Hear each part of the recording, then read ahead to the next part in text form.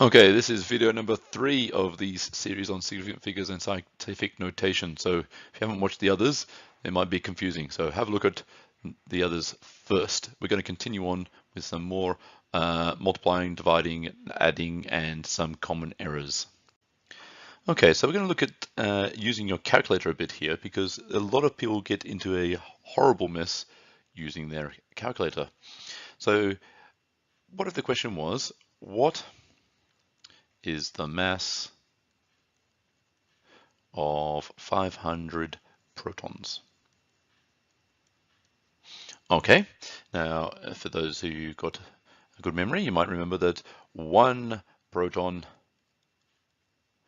equals 1.672 times 10 to the neg 27 kilograms. All right, so 500 protons is going to be that times 500. So we've got to do our maths, which is 1.672 times 10 to the neg 27 times 500. First of all, you might be thinking to yourself, how do I write that into a calculator? There are some fancy ways of doing this, but some of you, if you're using the sort of Casio ClassPad calculators, remember you can just type it in like this, 1.672 times 10, and then there's this little, I call it the hat button, so it's a little hat, and you'll see it's straight there, and then just type negative 27 times 500. That's how you type it on your calculator. It's not how you would write it normally. It also works on Excel spreadsheets. So if you're using Excel, same thing. And then your lovely calculator is going to spit out the answer equals 8.36. And then it will say something annoying like this, E neg 25. And then you go, what does that mean? Well, that's another calculator talk. You're just going to translate that back into normal maths.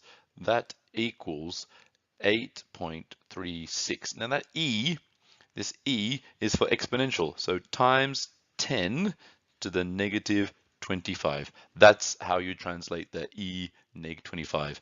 So you tell it how to do it by telling it about the hat to get the power, and then it doesn't tell you hat, it tells you E, but that's all referring to this. Okay, so can you see the strange process that happens here? So you tell it, raise it to the power with this hat symbol. It then tells you it's an exponential. We're assuming base 10 because that is actually base 10, and that's your answer. So what is the mass of protons? And then you've got to be a good person and don't forget to put your units at the end there because you'll lose a mark in further maths. Okay, so let's do some dividing, and we'll show some more calculator things just to make sure you're getting these right. We want to know, say, for example, how many times further is it to the sun than the moon? All right, well, we need to get some numbers here. It is 1.496 times 10 to the 8 kilometers to the sun on average. There are times of the year when we're closer and further away. Down here in Australia, it actually is closer during winter, not summer. And then to the moon is 3.844 times 10 to the 5 kilometers to the moon. And we can already see that there's a factor of 1,000 here. If we look at the remember this is the magnitude part, you can see that 10 to the 8, well, that's like 10 to the difference is 10 to the 3, which is 1,000. So it's at least 1,000 times further to the sun than to the moon on average. Okay, so what we need to do though is to type this all into our calculator. So we need to do a division, because that will give us our ratio. So we're going to say 1.496 times 10, and then remember we use the hat to tell that it's the power. We say raised to power 8, and then we're going to say divided by, we hit the division button, and we say 3.844 4 times 10, and then we put our hat 5, and then you press your execute or equals button, and you get 3.8917799396, and then it will tell you something like E plus 12. And you're smart people, and then you go, okay, well, I've got to do a couple of things here. That's if we look at our sig fig count, remember we can't improve our significant figures. We got a really long number here, but there's only 4 significant figures here, 4 there, and there's only 4 there. So we're going to have to chop this off at 4 here, and we look over the fence, and then we change all that so that it equals 3.892. Forget about the rest, and then we know times 10 to the 12, and we're all happy. But we're not. That was a silly mistake. Because what you forgot to do was the brackets. And if you put the brackets in,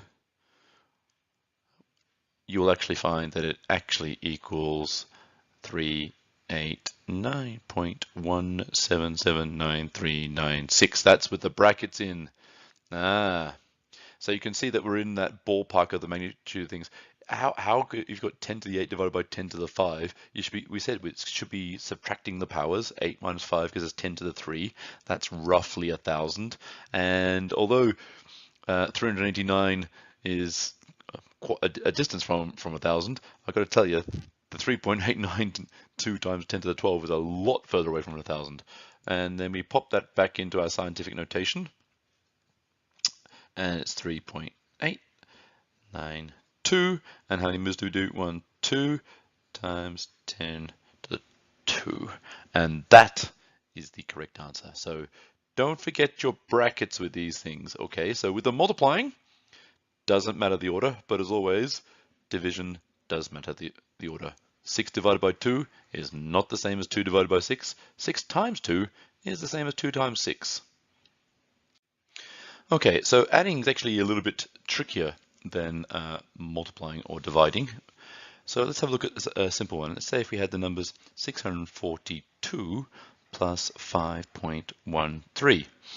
Well, most of you should be able to do that in your head. You should see that 647.13. But let me just take that a little bit slower. Let's look at our place value table. I'll have to draw this every time. So we've got, say, our thousands column and our hundreds column and our tens and our ones, and there's the decimal point on the line. And then we got our tenths, and then we got our hundreds, and so on and so on.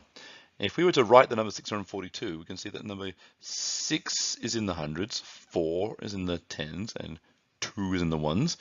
And then if we look at the 5.13, you say 5 is in the ones. It has that decimal point. And then there's 1 in the tenths and 3 in the hundredths. And that's how we can line this up and add this up. So we start on the right, 3, 1, decimal point, 5 and 2, 7, 4, and 6. And that was the correct answer. But if these things are written in scientific notation, you would actually see something that looks like this: 6.42 times 10 squared, because 6 needs to be in the hundreds column. If you're not aware, there's your 10 squared, there's your 10 cubed, there's your 10 to the 1, your 10 to the 0, 10 to the minus 1, 10 to the minus 2. Can you see the powers just decreasing by 1? And then you can see that's plus 5.13 times 10. Well, where's the 5? 5 is in the 10 to the 0 column. Now, when you're doing these things, you see a multiplication symbol, and you remember with the multiplication, you do something fancy with the powers over here. But no, stop. You don't. Okay? You haven't lined things up. 6.42 times 10 to the 2 is not connected to 5.13 times 10 to the 0 in that you can add them. They are misaligned. Now, I would just recommend that you do these things on your calculator. Obviously, you wouldn't be doing such simple ones on your calculator, but just to show you how to do it, we'll do a harder one in a minute. 6.42 times 10, and then we use the hat trick, 2, plus 5.13 3 times 10 hat 0, and then that would equal 6.47 times 13 times 10 squared. Okay, in scientific notation.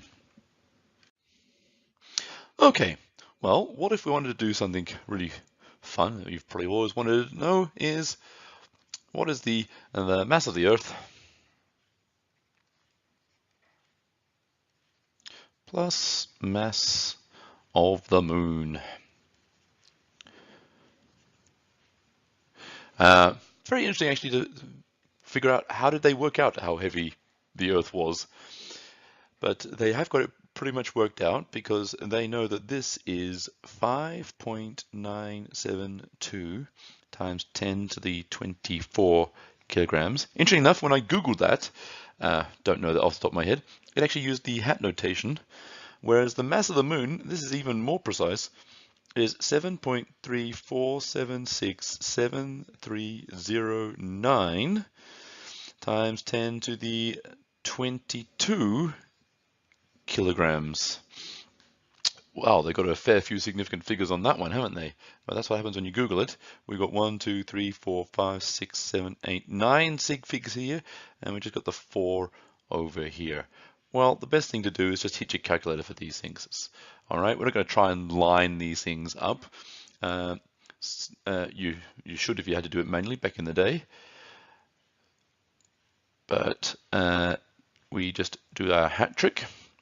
Plus, now you don't have to worry about brackets, of course, because your calculator should understand BIDMAS, called BIDMAS now, and times 10 to 22, and that will equal, and that equals, we've got 6.04547671. You can actually see the calculator says, look, I'm going to round that off. And then, of course, the calculator gives you the notation E plus 24. Now, let's just pause for a moment and think about this. If you look at this, this one is to the power 24, and this one's to the power 22. That's a difference in magnitude of 2 orders, which is 10 squared, which is 100.